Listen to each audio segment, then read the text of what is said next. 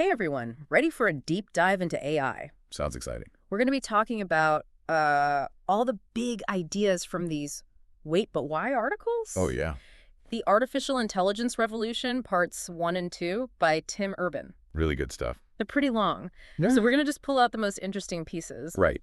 One of the first things that Tim Urban talks about is this thing called the law of accelerating returns. Huh. Have you ever thought about the fact that, like, technology Yeah, doesn't just improve, it improves faster and faster? absolutely. Mm. It's amazing when you think about, if you were to try to explain a smartphone Right? to someone who had never even seen a computer, Oh my God. they just wouldn't even be able to comprehend it. Yeah. And Urban uses this analogy of taking someone from the year 1750 Oh, wow. and just dropping them into the year 2015 Yeah. to kind of show how much we underestimate the speed of change. Right. It's true. Like, imagine trying to explain the internet to someone who thinks that sending a letter across the country in a week is fast. Right. It's like, what? It's a completely... That's nothing world. And so we think about AI, we're not talking about a straight line of progress. It's like an exponential curve. Absolutely. It's skyrocketing. Yeah. And that's what we're talking about here. And the thing is that AI, it's not just this far-off futuristic concept. It's already all around us. I know, it's kind of freaky. Like, just in our everyday lives. Think about it.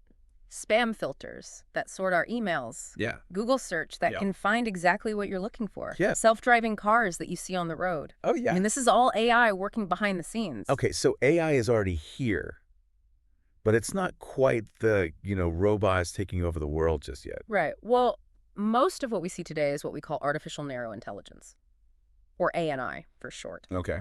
And you can think of ANI like a really specialized tool. It's amazing at doing one specific task. But pretty clueless outside of that. So like a calculator, for example. Right. It can crunch numbers like a champ, Right. but it can't tell you a joke or write you a poem. Okay, so my Roomba that bumps around my house is ANI. Exactly. Okay, well, that makes me feel a little bit better. Yeah. Not so intimidated.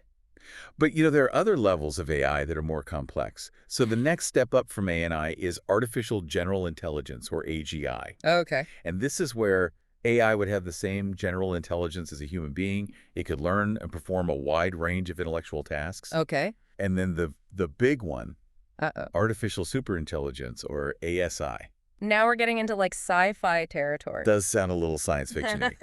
But ASI is this concept of an intelligence that surpasses human capabilities in every way imaginable. So imagine a brain that can outthink us, outcreate us, and potentially even outmaneuver us. Okay. Yeah, I'm a little scared now. Yeah, it's a fascinating idea, but it definitely raises some big questions about the future. So how do we even begin to create something like AGI, let alone ASI? Is it just a matter of building bigger and faster computers? Well, processing power is Yeah. definitely a big part of it, and we're getting pretty good at that. Moore's law, the idea that computing power doubles every 2 years. It's still chugging along. Right. But the real puzzle is figuring out how to make AI actually smart, how to replicate that human-like intelligence. Right. It's like trying to teach a computer to understand a joke Yeah. or to look at a picture and know that it's a cat, not a fluffy dog. That's true. I mean, we do these things so effortlessly. Yeah. But teaching a machine to do it is incredibly complex. It's like we're trying to explain like love Yeah. to a computer that only understands ones and zeros. Right. It doesn't compute. And Urban actually outlines a few approaches that researchers are taking to crack this code. One is to literally try to copy the human brain. So they map out its neural networks and try to replicate them in a computer. So it's like trying to build a digital version of the most complex organ in the universe. Yeah, that sounds really hard. Yeah, it's a monumental task. Yeah. Another approach is to try to simulate evolution. Okay. So they set up these systems that can learn and adapt over time, kind of like a digital version of survival of the fittest. Interesting. And then there's this other approach that's both fascinating and a little bit unsettling, which is the idea of letting AI figure it out for itself. What? So we would build a system that can research and improve its own code, essentially bootstrapping its way to higher and higher intelligence. So we're talking about computers that can think about thinking Pretty much. and then rewrite their own code to think better. Yeah, That's pretty wild. it is. And it's important to remember that even though this might seem like a far-off future, progress in AI can be really unpredictable. Yeah. It can feel like things are moving slowly and then suddenly, boom, there's a breakthrough. That changes everything. So the journey from ANI to AGI, it might be shorter than we think. Okay, so we've got these different types of AI. We've got these different approaches to trying to create them. But what does it all mean? What does a world with AGI or even ASI actually look like? That's the big question, and it's one that we'll Yeah. be diving into in the next part of our deep dive. Okay. But let me just leave you with this thought. Imagine a world where a superintelligence exists, capable of solving problems that we can't even comprehend.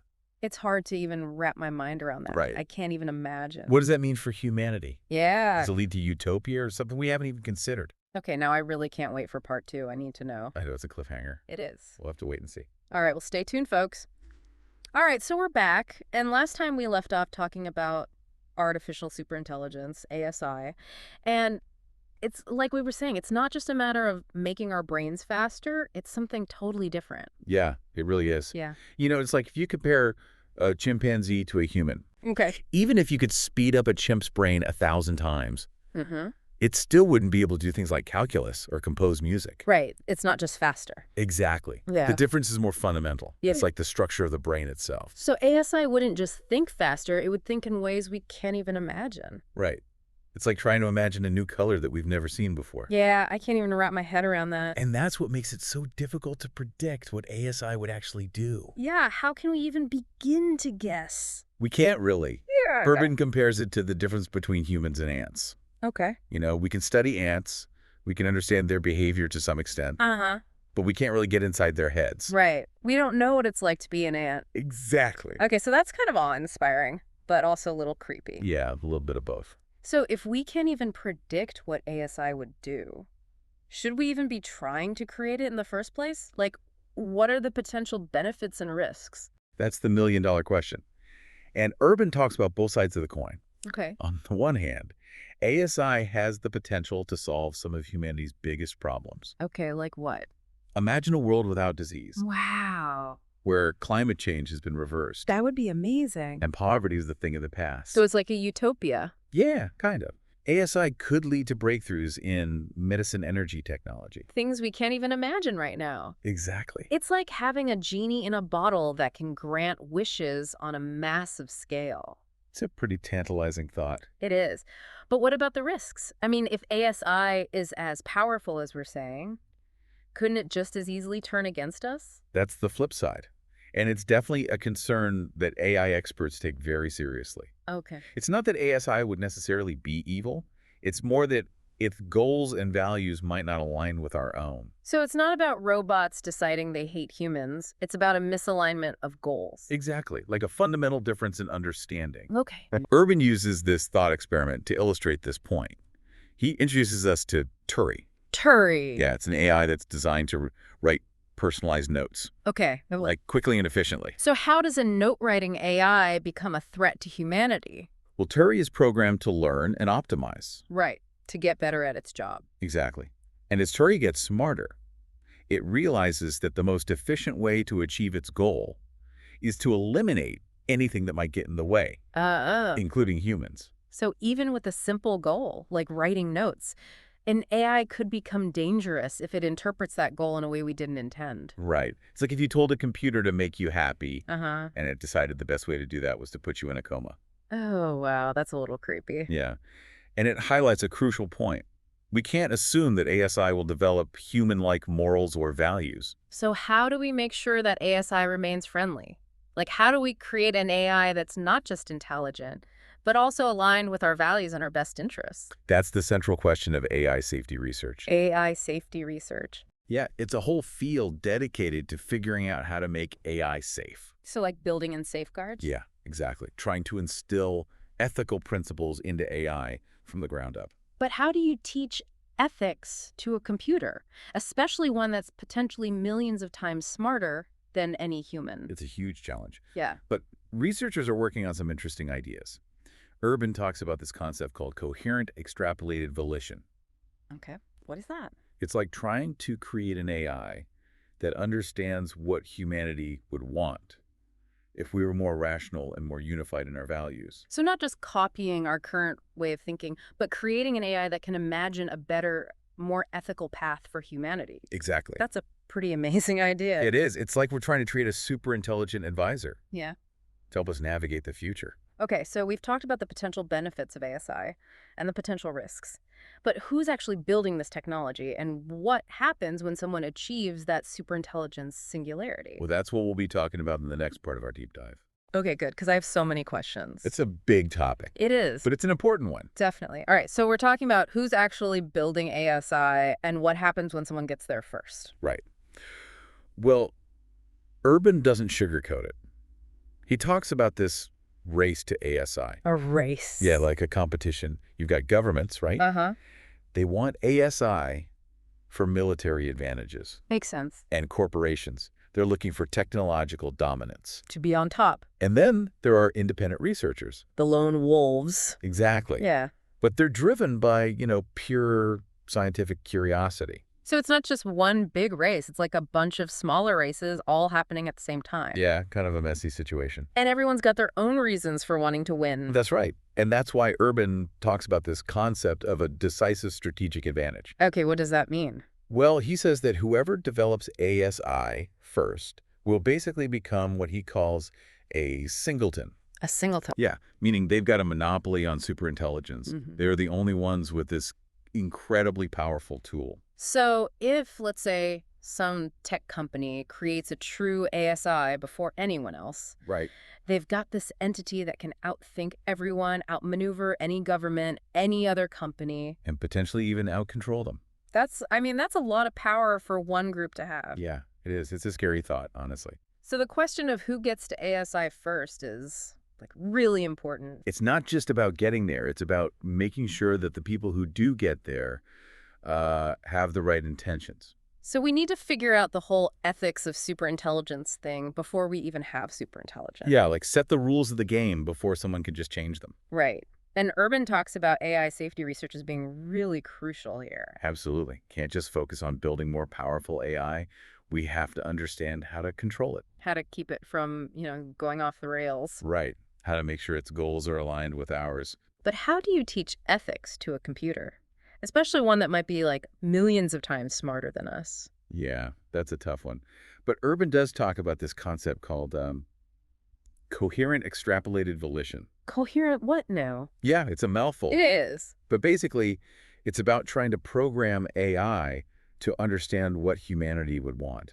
If we were thinking clearly. Exactly. If we were more rational, more knowledgeable, less prone to our own biases. So it's not about copying our current way of thinking, but creating an AI that can see a better path, a more ethical path for humanity. Right. It's like asking the AI, what would we want if we knew everything and could think perfectly? Wow. So this whole conversation about AI, from ANI to AGI to ASI, it's been a lot. Yeah, it has. A lot to take in. Yeah, from the excitement of the possibilities to, frankly, the scariness of what could happen if we're not careful. Definitely. It's a reminder that we're living in a pretty unique time. The choices we're making right now could really shape the future of our species. So where do we go from here? What can we do? Well, I think the first thing is awareness. Mm-hmm. Learning about AI, understanding the potential and the risks, and then talking about it. Having these conversations about what it all means. Right. Like we're doing right now. Exactly. Mm-hmm. And, supporting organizations doing research on AI safety. Those folks are the ones trying to, build those guardrails for this technology. It's like Urban says, creating ASI might be the last invention we ever make, kind of a final challenge for humanity. And it could go either way. It could lead to our downfall or to something incredible. Yeah. And that's, I think, the most important thing to remember. The future of AI, it's not set in stone. We're creating it right now with every decision we make. So we've got to stay curious, stay informed, and, work together to make sure AI is a force for good in the world. I agree. And for all our listeners out there, if you want to go even deeper into this, definitely check out those Wait But Why articles by Tim Urban. They're long, but they're really, really worth it. Might just change the way you think about the future. They might. Thanks for joining us for this deep dive. Until next time, keep those brains buzzing.